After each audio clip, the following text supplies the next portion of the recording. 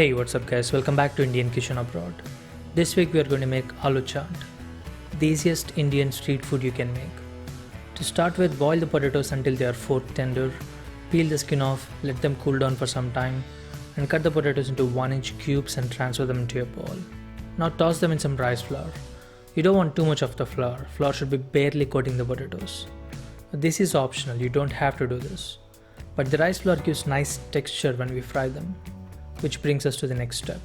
You can deep fry the potatoes if you want. I'm just pan frying them in very little oil. Place them in a pan with some hot oil and don't move them for 1 or 2 minutes until you get some color on the potatoes. Then transfer them into a bowl with paper towels to remove that excess oil. Now finely chop onions and green chilies and transfer them into the bowl with potatoes. Also chop some parsley or fresh coriander leaves. Add a tablespoon of lemon juice, mint chutney, salt, red chili powder, and chaat masala. Adjust everything according to your taste. Just taste it and adjust. You can add some pomegranate seeds also if you want. And that is it. Well, yogurt goes really well with this. This is homemade beaten yogurt in a squeeze bottle. Drizzle that yogurt on the potatoes along with some tamarind chutney. Add some savory crisps on top for textural difference. You can also add some hot sauce or Indian red chutney for some spice. And now that is it. This was really good.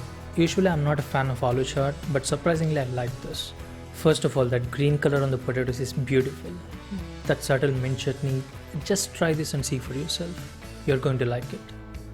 That's it for today guys. Thanks for watching. Hope you enjoyed the video. If you did, drop a like, share the video and consider subscribing. I'll see you next week.